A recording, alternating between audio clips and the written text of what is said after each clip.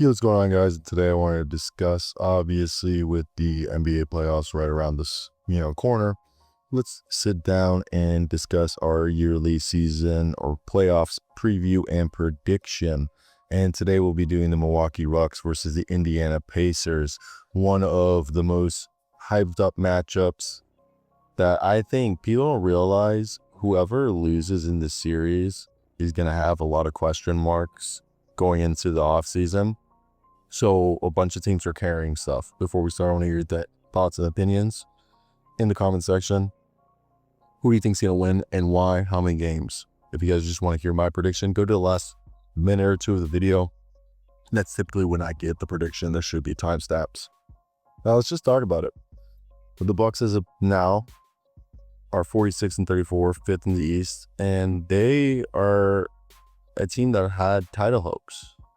And they had the 8th best offensive scoring power in terms of points per game, 115, while they being the 5th best scoring defense, only allowing 112.7. This suggests a capable team, but I think inconsistencies have been a big part. Health has loomed large as Damian Lillard, we don't know if he's coming back from that deep vein thrombosis, and questions around Giannis's health surround. And the Bucks did go 3-1 versus Indiana this season, but their history warns against complacency. In last year's playoffs, the Pacers knocked the Bucks out of the first round. The Bucks were also 0-10 versus the East top 3 teams this season, which is a troubling trend. And I think this is definitely a prove-it series for Milwaukee, which will need both health and discipline to avoid another early exit. And if we look at their most recent game, that being game 81 against Milwaukee, which was just funny. They had Bobby Portis off the bench, Kevin Porter Jr., who's been a revelation for them, Gary Trent Jr., AJ Green. I think that's going to be the lineup if Dame is not going to be back, because I wonder if they'll convert Ryan Rollins. They haven't yet, but Kyle Kuzma, Torian Prince, Brook Lopez, and Giannis Antetokounmpo is that starting lineup that they had in the game the other day. And for them, not having Dame is a 25-point per game score that you're trying to replace with Kyle Kuzma. He's averaging 14, Gary Trent averaging 11, Bobby Portis averaging 14, Kevin Porter Jr. is averaging just under 12 with 7.5 from AJ Green. So it's not like you're sitting here being like, okay, we have tons of options, but because there isn't. And when you look at the Bucks team, I know Jared Chris Sims is still out, and technically Tyler Smith is, but Tyler Smith wasn't going to play. This is a team that we knew had the 12th best offensive rating, 12th best defensive rating, so they're kind of middle of the pack in both of those stats. They make the 9th most three-pointers. They have the 5th best field goal percentage in the league, even though they make the 13th most and attempt the 25th most. So it's not like they're putting shots up there. They get to the free throw line. They grab a lot of defensive rebounds, but they're the worst offensive rebounding team, so they're not creating second-chance opportunities for themselves. And they're not a good rim or perimeter defense team in the sense that they're not going to get a bunch of turnovers and force you to make mistakes. It's going to be a lot slower and methodical in terms of how they're going to play, which is having Giannis Antetokounmpo and the boys shut down the opposing team's offense. In this case, Tyrese Haliburton and Pascal Siakam, and hope that that's going to be enough to, contain the Pacers, which to me, I think is a tall task. So let's talk about the Indiana Pacers. We're talking about the 14th best defensive rating. Yes, this team used to be bad defense. Now they're middle of the road with the 7th best offense. We heard Mike Brown talk about a few years ago when they had the number 1 offense, and then the following season, he was like, look, I'm willing to sacrifice some offense to be better on defense. That's kind of what the Pacers did here. They're the 7th best scoring offense and 18th best scoring defense, opponent scoring defense, of course. And if you watched the most recent game, yeah, they lost to Orlando, but they did have a rotation of Benedict Mathurin, Jarris Walker, TJ McConnell, Obi Toppin, and Thomas Bryant. So you're not going to really win that game with a lineup like that. Now, in the game against the Cavaliers, they ran Andrew Nembhard, Aaron Nesmith, Miles Turner, Pascal Siakam, Tyrese Haliburton, with Benedict Mathurin, Obi Toppin, TJ McConnell, being their like 8-guy rotation. Then they had Jarris Walker in there, who I think Jarris Walker this season been a guy, and even Thomas Ryan. Both of those guys have done a good job like backing up for the Pacers. And Jarris this year went from being a 10-minute rookie to 15-minute per game.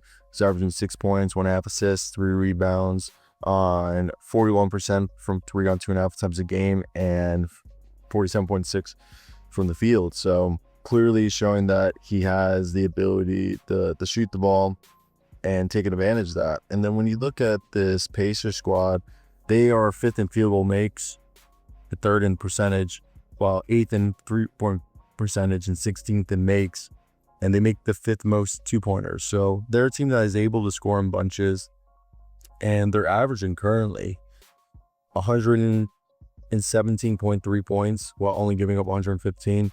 Obviously, the Bucks score about 115 points a game and only give up, my apologies, they only score 116 points a game and they give up 115. So right here, the Pacers arguably have a better defense and offense, that they could take advantage of the health that the Bucks are dealing with and make it their advantage. I know Haliburton didn't play due to his back. I think they're just resting guys at this point, and you're just waiting. We assume Miles Turner, Pascal Siakam, Aaron Nisa, Andrew Nembhard, even Ben Shepherd are all going to be back. This is a team that's good at blocking shots, getting steals, and forcing turnovers. And when you look at their scorers outside of Pascal Siakam, who I think has probably been the 3rd best power forward this season, Tyrese Haliburton, 19 points a game, 16 from Benedict Mathurin, 16 from Miles Turner, 12 from Aaron Nesmith. You got almost 11 from Obi Toppin, 10 from Andrew Nembhard, and 9 from TJ McConnell. And that's just with your 8 guys. And you still haven't gotten to Thomas Bryant, Jarris Walker, who will be probably splitting up the remaining minutes. So this is where it becomes hard. I think the series will be different if Damian Lillard is back in full strength. By the time this series happens, I think then this could be a 7-game series that would be up for grabs if both teams are fully healthy. But I have a fear that the Bucks will not be able to get healthy, and just there's a myriad of issues that they're still trying to figure out due to the fact that I think they know Kyle Kuzma, yeah, he's better than Chris Middleton was, but like it's not like Kyle Kuzma is a legit all-NBA player. Pascal Siakam and Tyrese Haliburton are 2 all-NBA players, and you have guys who are 6-man of the year candidates and TJ and Benedict Mathurin. There's a lot more scoring and talent, I think, available for the Pacers.